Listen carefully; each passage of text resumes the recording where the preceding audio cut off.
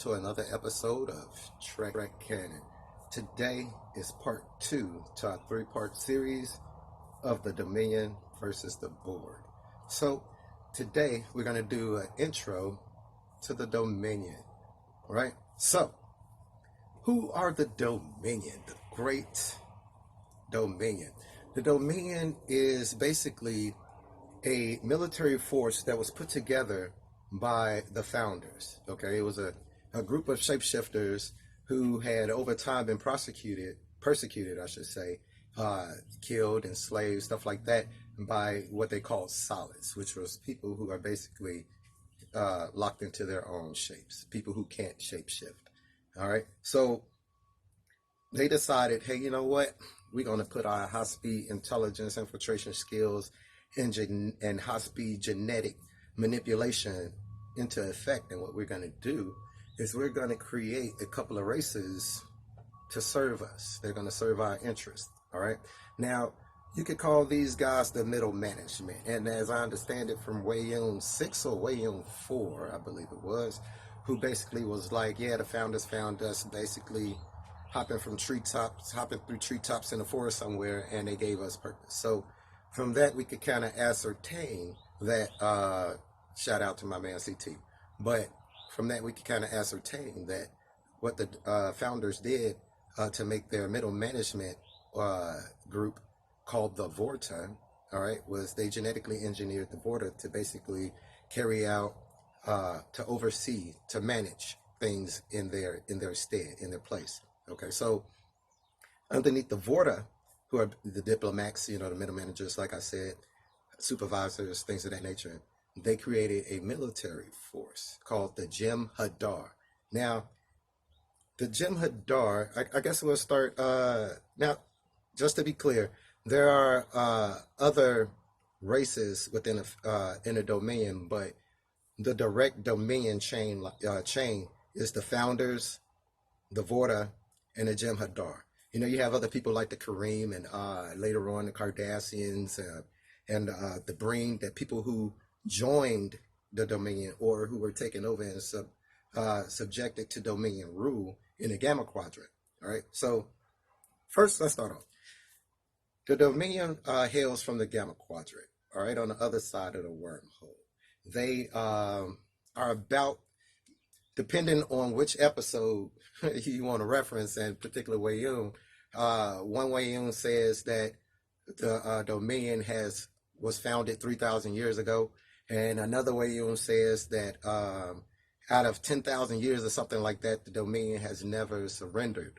Okay, so we can safely say then that the Dominion has been around between 3 and 10,000 Earth years. All right, now, technologically, they're slightly more advanced than the Federation, but they're basically on par with the Federation, with a few slight advantages. One of note is their transporter technology. The Dominion seems to be able to beam people pretty much anywhere they want, kind of like Section 31. Now, let's talk about the founders. Let's talk about shapeshifters. Now, the shapeshifters exist on 2 worlds, a secret world and a rogue world. I think the first one was a rogue world. The second was the secret world after they got found out by the Tal Shiar and all this stuff, and they traded places. Anyway, so they exist in basically like this lake, this pool, a collective of their own. All right, this collective is able to split itself off into separate individuals who have their own basic, own basic identities, their own basic thought processes, things of that nature. They can split off into individuals. Now, the thing is that in canon, in Star Trek canon, Deep Space Nine, Odo has been shown to give Dr. Bashir, for instance, pieces of himself for testing or for things of that nature. But he said he always needed it back, which led me to assume that Odo's mass, I wouldn't say mass because that's changeable, his volume or his essence, his total essence has to remain the same. Like an individual, it hasn't been shown that an individual changeling can send off another individual changeling. That hasn't been shown. But the Great Link, which is what it's called, can do that. It can send off individuals. Now, it could be assumed that the individuals come into a collective and choose to exist that way, all right, and then go back to their individual states. But I must stick with that instead of what my opinions may be, because my opinion is that, like I said, it was one life form that was able to split itself into different individual identities to learn. But that wouldn't go with, like I said, the canon of what each individual shapeshifter can't do as far as split themselves. Now, like I said, the founders are experts at infiltration, of course, because they're shapeshifters, right? And like I said, they hate non-shapeshifters. But their code among shapeshifters themselves is pretty solid. In the history of shapeshifters, in the history of changeling, one changeling has never harmed or killed another, all right? Until, spoilers, later with Odo. And, he kind of got some repercussions for that. Now, we're going to the Vorta. Now, like I said, the Vorta is the middle management. Vorta is people like Wei Yun, who is the most famous of the Vorta. I think you had, what was his name from a real famous rock musician, I believe. I forget what his name is. Izzy? But he played a Vorta once. But Vorta are your typical diplomat. They're your typical politician. They're conniving, scheming. They say what they lie a lot. They say what they want you to believe, but their whole goal is to carry out the wishes of the founders, and they're genetically dispositioned to view them as gods. Okay, so that being said, whatever the wishes of the founders is, that's basically what they're going to do. The founders also give the Vorta the ability to distribute what's called Ketracel White. Now, I'll get more into what Ketracel White is when I start talking about the Jem'Hadar. But each Ketracel White container is genetically or biometrically locked to the Vorta that runs that particular team, and only that Vorta can access that stash and distribute the Ketracel White to the Jem'Hadar.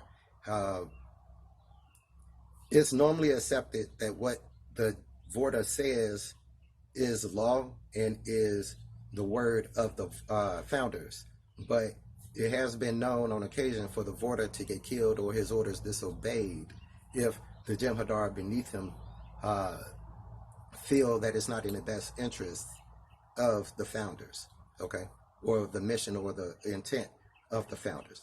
So with that being said, the Vorta, they are also clones. They have a cloning facility where each one of the Vorta, each Vorta type, or each Vorta person, if they die, they are downloaded, their memories and experiences are re-downloaded into their new clone. However, each new clone can have, although think of them as like a Doctor Who that looks the same. Although they have the memories and experiences of the Vorta before them, they are capable of having a different personality trait, and usually do, from the Vorta that preceded them. So that's also something that was a nice little thing that they wrote in for weighing between 4 and 6. So let's go into the Jem'Hadar, the fighting force, or the enforcement arm of the Dominion. Now, the Jem'Hadar, like I said, is a purely genetically engineered race, purely genetically engineered species. Now, we know that they start off as young babies, and they have a genetic rapid growth applied to them. So over the course of a week, or I think it was 2 weeks, they would go from child, okay, to a full adult Jem'Hadar, male. There are no female Jem'Hadars. That's probably why they're so uptight. But anyway, there are no female Jem'Hadars.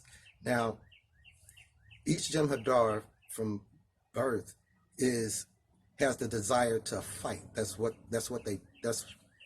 even more so than the Klingon. That's all they want to do. All they want to do is fight and kill. all right, and except for founders and for Vorta, all right, which they view the founders as gods, and they view the Vorta as basically emissaries, if you want to say emissaries of their gods. But but I also said they been times that they didn't kind of X'd out that Vorta. But anyway, to keep the Jem'Hadar in line and to keep them subservient always, they have a genetic need. I'm not even gonna call it an addiction because it's an actual genetic need that was bred into them for this particular chemical, this compound called Ketracel white, and is either really hard or near impossible to reproduce. If the Jem'Hadar do not get it within a certain amount of time, they go feral, berserk, start killing each other, and die themselves. Okay, so it's very important that they have that Ketracel white. Now remember the Ketracel white because we are doing a breakdown of a fight between the Dominion and the Borg. Okay, so the Jem'Hadar needs that. Now the Jem'Hadar are outstanding fighters. Okay, they don't. But again, they don't fight for honor or anything like that. They don't fight for prestige. They don't sleep. All right, they don't eat. None of that. They don't do none of that. Only thing they do is try to kill people and serve the founders. That's pretty much what they do. Now you would think from that description that they're lacking in intelligence. It's quite the opposite. The Jem'Hadar are highly intelligent. They're great at figuring out things. They're great at fixing their ships, building ships. All right, they're very intelligent. They're very good at breaking down the tactics of the enemy and using it against them and finding out weaknesses. All right, they're very good at capturing other species and engaging in them in combat to teach other Jem'Hadar more efficient ways of killing or fighting or defending against who it is that the founders have told them to go on after. All right, but before the Jem'Hadar get usually into the mix of things, the founders or the Vorta usually has found a way to subvert in other means by infiltration and taking over things of that nature. But they're basically the things that they decided to do against the Alpha Quadrant.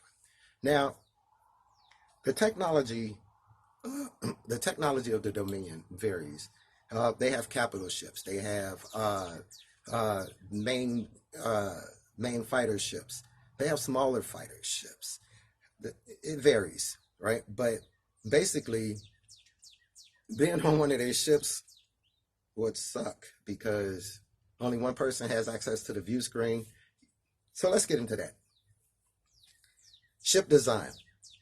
Now, the Vorta ships, the Dominion ships are comparable, like I said, technologically wise, to Federation technology with a few slight improvements.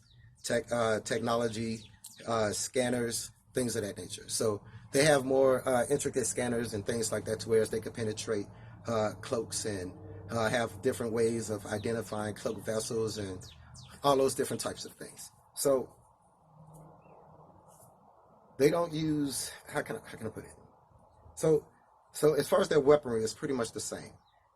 Now, the only thing that I can say about the ship design being few of the differences is the bridge layout. One, no seats. There are no seats on none of the Dominion ships. There's no food replicators or anything because they don't eat. The Vorta, by the way, I forgot to tell you a few things about those guys.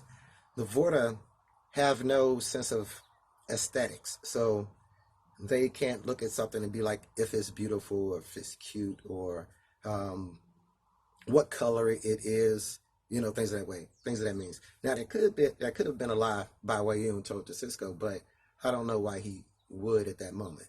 But there are certain things of aesthetics that they can't appreciate of something, all right, that's built into their genetics as well. So only one person is able to use the view screen, and that's usually the Vorta that's running the ship. All the other Jem'Hadars, and the first of the Jem'Hadar. But those are the only two that's able to do that. Now, understand that I just said the first of the Jem'Hadar. Each team of the Jem'Hadar operating what seems like small type of special force type cells. All right. You have the first. He runs everything that has to do with the Jem'Hadar. He's responsible for everything that has responsible for everything that the Jem'Hadar under his command does. He has a second, third, and so forth. Okay.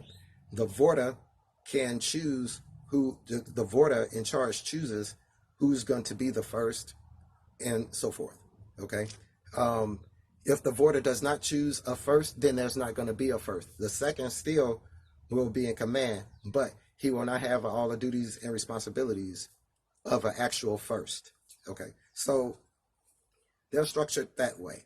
The first has complete loyalty of everyone who succeeds him numerically, and so forth. So the second has complete loyalty of everybody who succeeds him later in the numerically. There have been cases of Jem'Hadar going rogue to try to get off of the Ketracel White, but they have usually been quickly eliminated. There have been times where Jem'Hadar have been said to go rogue to seek other technology, and they have been quickly eliminated. Jem'Hadar do not like when there's a break in their ranks. They consider that the ultimate sacrilege, basically, and they will hunt you down they will hunt those Jem'Hadar down or Vorta down with impunity. They do not harm founders at all, okay? Unless they're tricked into believing that a founder isn't on that ship or on that shuttle. That's their guys. They are completely subservient to the founders. So are the Vorta, like I said. All right, so that's pretty much in a nutshell. If you want to include the other races, because I guess it'll be important in the video coming up. The Vorta the Dominion do use energy damping weapons that they got from the Brain, which was one of the people who became allies alongside the Cardassians and a few other races in the Alpha Quadrant. So that is some of the things that I would like to add to their technology. They do have brain dampening weapons, which were pretty effective until we figured out what the issue was on that one Klingon bird of prey that didn't get destroyed, and they figured out, and then they was able to adapt that throughout the rest of the fleet, rendering those brain energy dampening devices useless.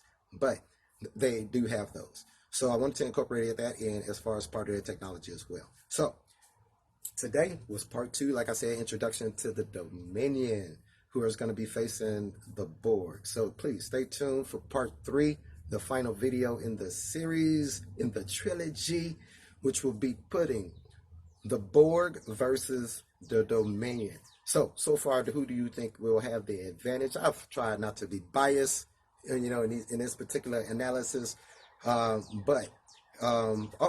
thing I also wanted to say: the weaponry that the Jem'Hadar uses, all right, they do use energy weapons, but they are very efficient in the kinetic weapon, in the blade use as well, kinetic blades and knives, stuff like that. So they bring that to the table as well. So please stay tuned. Please subscribe.